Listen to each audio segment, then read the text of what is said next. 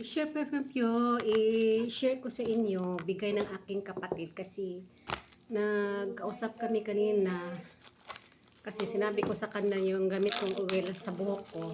Pagkatapos ko kasing maligo, maglagay ako ng sunflower oil. Tapos wala na talagang laman yung sunflower oil ko. Tapos sabi ko magbili ako pag mag-atid ako sa pamangkin ko sa school. Hindi ko kasi pinapasok yung pamangkin ko kahapon kasi 2 oras lang yung klase lang, 2 o 3 kasi 12 to 3 tatlo, 12, 1 to 3.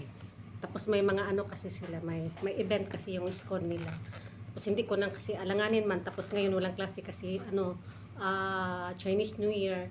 Kaya alanganin, hindi ko na lang napasok hapon. So hindi ako nakalabas ng bahay. Hindi ako nakabili ng sunflower oil doon sa San Pedro sa Watson. Kaya ngayong umaga, pagkatapos ko naligo, wala naman talaga akong sunflower oil. Anong nilagay ko sa buhok ko ay baby oil na Johnson baby oil, yung pink. Mabango man yan. Tapos sinabi ko sa sister ko na baby oil yung na-apply ko sa buhok ko. So sabi niya, may daw siya, binili daw siya ito. Para daw yun sa son niya si Jimboy. Tapos hindi man daw ginamit. So binigay niya sa akin.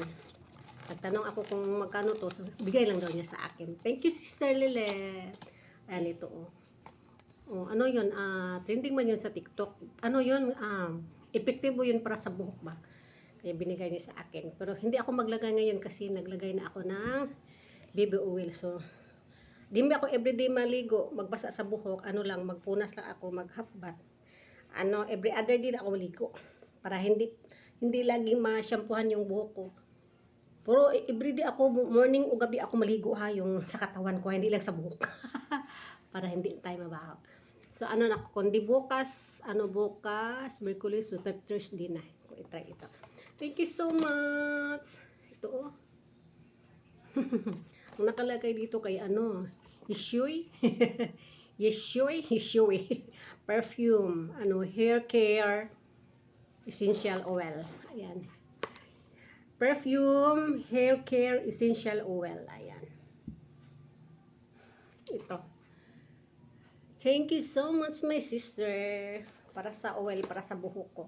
Matry ko na ito. Gusto ko man magbili nito, pero sunflower kasi yung ginagamit ko mula 2013 hanggang ngayon. Kaya 13, 14, 15, 16, 13 years na. Ayan. So, thank you so much. I-share ko lang sa inyo ang aking binigay sa akin ng sister na hair care essential oil para sa buhok, diba? Kasi dry na, lalo na nagamit akong hair dye shampoo ba? Kahit hair dye shampoo yun, man yun, yung last na, yung ginagamit ko ngayon nga Lunasten na plant extract, pero pa rin, dahil sa kulay ba, medyo mag-dry yung buhok natin. Kaya naglagay talaga ako ng oil para medyo shiny naman yung buhok natin, hindi naman dry tingnan, makapagpapangit yung lalo. Diba? So, thank you mga katawan for watching my video. Thank you so much. Love you all. Happy Wednesday sa all.